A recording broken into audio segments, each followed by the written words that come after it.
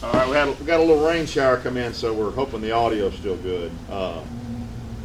So, and that's something else. There's a lot of talk about who's fishing what tours this year, right? Because a lot of guys left and went to MLF. And let's face it, there are guys on both those tours who probably shouldn't be up there. And this is my video series, and I made the joke the other day that I heard that the PGA Tour next year said that if you buy Titleist golf clubs, you get to come play the PGA Tour. But on the other hand, there's still 40 or 50 guys who can flat whack them up there. David Dudley didn't go away. Brian Thrift didn't go away. I mean, you know, anybody can. A lot of those guys they're just really good fishermen. They've got a lot of experience. This is what they do. This is the way they make their living. Right. This is it. This is, you know, I fix air conditioners. You know, you sell insurance. You can catch a few fish too, though. Yeah, well, I mean, I want to. So, how much of a disadvantage do you think it is being out there your first year? Nerves, because I know you have nerves. Everybody does.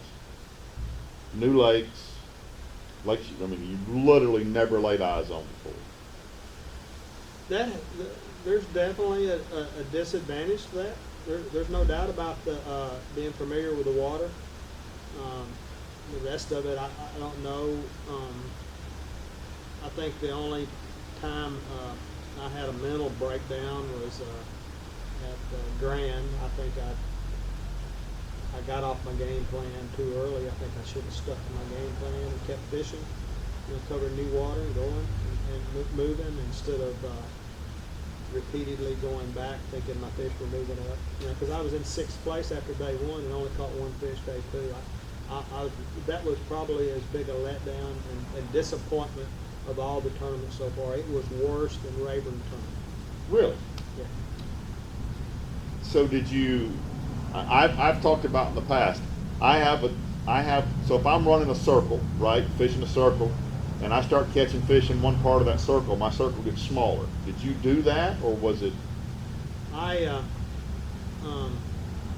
first stop, I caught a 512. First day? First day. Shortly after, I lost 4 right after that, and then kind of settled down and started catching them and figured out they were on wood. And I went back off of memory because I had fished Grand before. I knew when the water was clear, I knew where some underwater logs were at. And I went to those and caught 3.5 pounders off each one of them. I mean, I had it dialed in, and I really thought that this was going to continue right on through the whole tournament. And that afternoon, I did expand a little bit, tried to go to some new areas and find some new fish, and never did. So I figured day 2 because I didn't repeatedly go through on day 1. I made a pass and left it alone. So whether some other the local knowledge, the local fishermen, or just some of the other tour guys maybe come in behind me and caught fish that I didn't catch the first day, and because there were no new fish moving up. And that was, or at least that's my thought process. And it was just about a week or 2 early. We had cold water, and fish just really wasn't coming up. And that lake can be so tough. It can be tough. It can be amazing fun. Oh, it can be super fun. And day 1 was fun for me. I mean, I hammered them. And it was a lot of fun. Yeah. Anytime I'm swinging 3.5 pounders over the side of the boat, and just, if I lose him, I'm not worried about it. I'm gonna catch another one. Day 2 was not like that. So what happened day 2? I just couldn't get a bite. Just that simple. Back through the same water and just nothing. You had 1. Mm-hmm. And that's so, and that was 2 tournaments ago, right? Yeah, I don't know. But what place were you in leaving there? I moved up to 31, 31st place. Because of the strong first day. Yeah. Yeah. I made checks there and Seminole both. All right, so there's a little voice in your head talking to you now about I'm a great first day fisherman, but what the heck am I doing the second day, or well, do you just know it's fishing? Not really. I mean, as a rule, here locally, but I know more about the lake. You know, I had bad first days I know. and outstanding second Well, I mean, days. you had 7 pounds and a BFL, and we Uh-huh. had another BFL the next day, and you won it with 22 or 23. Uh-huh. How's that happen? That sounds to me like, and that sounds to me like pressure, because you feel no pressure down here, generally speaking. Yeah, whatever. But on the tour, I think you start grinding on it a little bit, because you want so badly to do well. Now, if you're competitive, that's just part of nature. You are just a smidge competitive. Well, I mean, you know, sometimes. Ex-baseball player. All right, so now you go to Chickamagua. Yep. What did you know before you got there? Went to Chickamagua 3 years ago in late October at a regional. That I'd BFL regional. BFL regional that I had qualified through the Archie division. And it was one of the years that I went up and fished the Archie BFL. So anyway, I went down there and primarily because I had a lot of grass. I love flipping grass. And I got there and we had matted grass, hydrilla everywhere. This is the BFL. Yeah. Yeah. And I found a group of fish that could have probably put me in All-American, but I had some local college kids that liked fishing every evening after college, and they were catching 20 or 30 of them every evening after school, and I'm sitting there begging them not to, but it didn't happen. So, but they had a good time catching them, and I didn't catch them in the tournament. So I went back to that waypoint the first morning of practice. I went straight to that waypoint because I knew how that grass laid in there. I wanted to see if it was grass. Hydrilla or milfoil? Combination, it had both. But this trip, I think the milfoil had survived better than the hydrilla because it had a big drawdown on the lake that they always do in the wintertime, and the water had just come back up. And what this was an oxbow about 5 miles long, big long oxbow that paralleled the river. And So for those of us who don't know Chickamagua, it's predominantly a river lake? it's off the Tennessee River. Okay. And So narrow, but narrow and long. yeah. Okay. And anyway, I went into this oxbow and where I went to where my waypoint was, and what it is, it's a ditch that runs in on the flats of that long oxbow. All right, stop. So I'll get another question here today, and I've talked about it a bunch of times. I've given my definition of a ditch. What is your definition of a ditch? It's just a deeper, and it's usually it's let's just say a flat piece of ground, and there's a ditch dug up through the middle of it. I mean, it's an indenture. It could be a foot deep, deeper than the flat itself, or it could be 10 foot deeper. So we call them a ditch, or call them a drain, whatever. A drain to me is more something that's created coming off of a bank and coming out through a flat. This here, who knows what created this? It might have been before the lake filled up. It might have been the old creek that bend that went through this oxbow, but it was 4 foot flat, and in this area there was about 100 feet long, running perpendicular to the main ditch, to the main drain. It was a ditch cut in there that was about 18 inches deeper than the flat. No. And it was a little bit of, on tops of each side of it, it was very sparse grass, but the grass was a little bit thicker in the drain or the ditch itself, and it was only probably 20 foot wide, and it run in about 100 to 150 feet from the deep water into the shallow flat. So you really couldn't see it, but I knew it was there because when I was in there with the matted grass, the grass had a different outline right there, and I got bit flipping a jig in the grass there. So I knew that usually there's a concentration of fish there. So I went back there hoping that was a staging point for the post spawners, because the fish had been spawning for a while. So I was hoping it pulled out there, and sure enough, when I pulled up there second, third cast, I catch a 6-pounder. In practice? In practice. What'd you catch that fish on? Swim bait, one of the Strike King Rage Tail, 4.75, and a gizzard shad color. And so we were talking before we started the video. Make sure we're still recording. You went to a really light jig head. Yeah. Why? Because of the so shallow? Yeah, that's what was laying in the bottom of the boat. And I picked, no.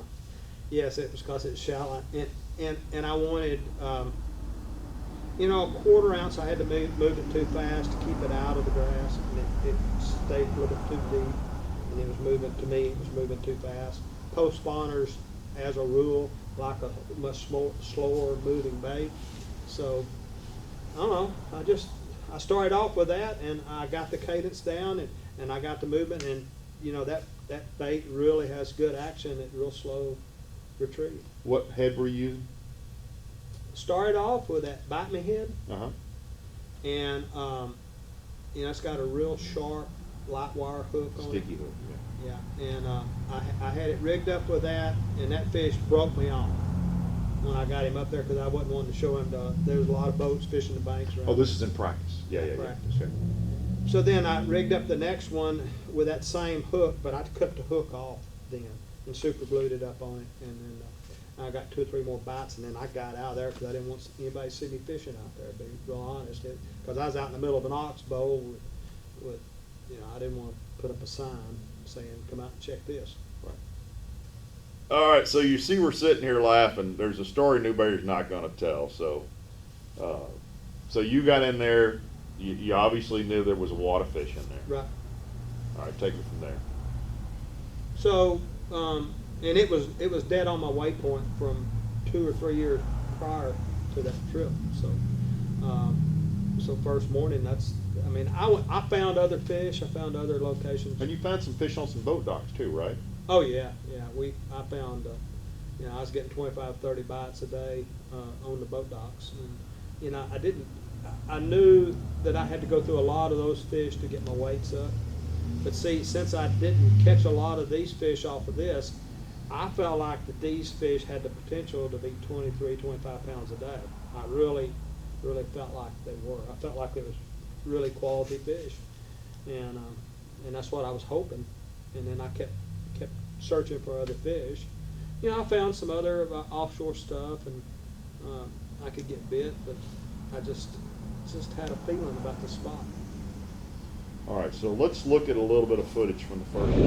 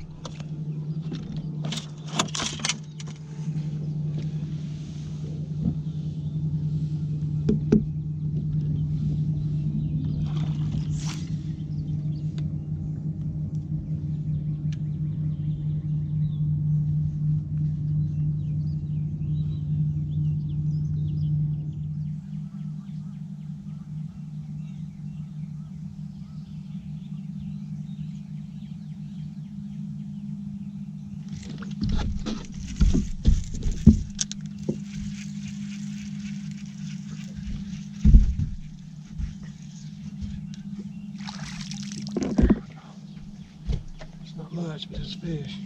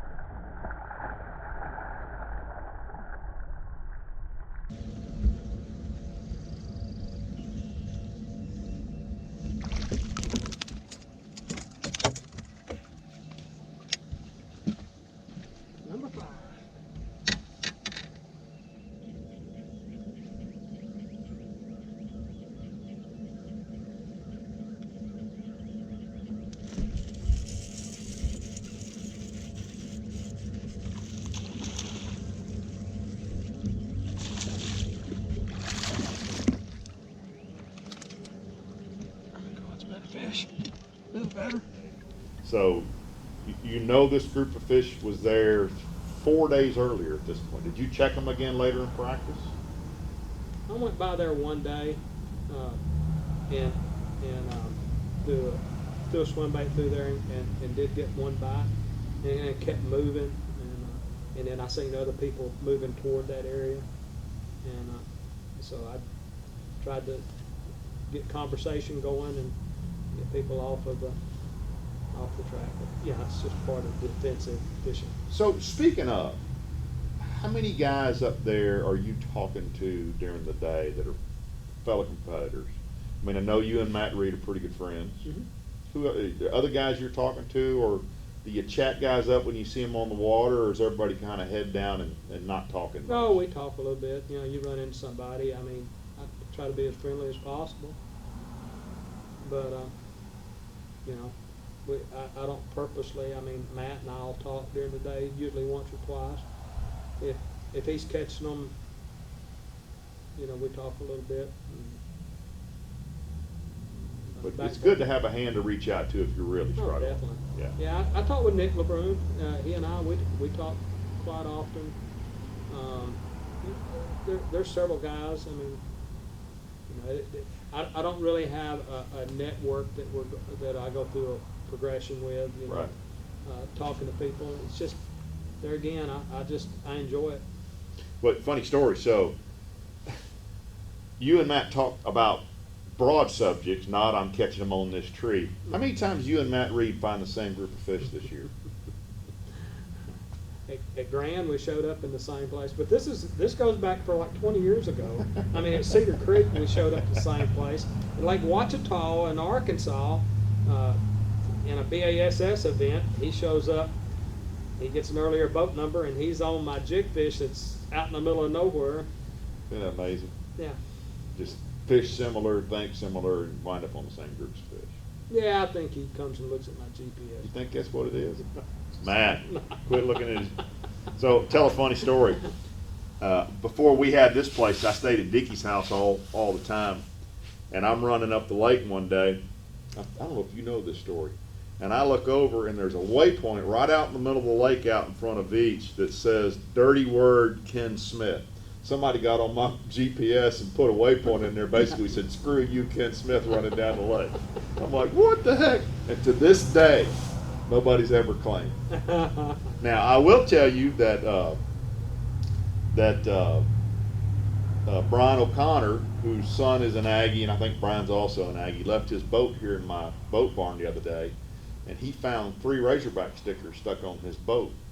But he thinks he found all the Razorback stickers on his boat. He has not thoroughly checked his boat, because there's more Razorback stickers in that boat.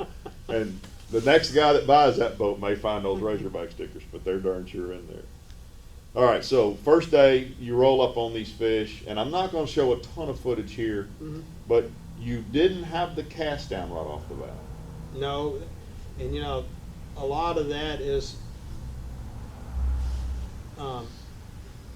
even though I had my hook cut in practice, I could have probably sat there on them and figured them out, but I didn't, because here again, I'm not, you know, it just seems like, I know I pay attention to people. You know, if somebody is fishing across a big open area and they stop right there and they sit there for 30 minutes, well, there's probably fish there. Right. And I just didn't want to take that time to do it. I felt like I could probably figure it out, but it was a cast. I mean, you could catch a random fish around there, but it took a certain position and a cast across that ditch down the other grass line, and when you've made that cast, you usually got bit.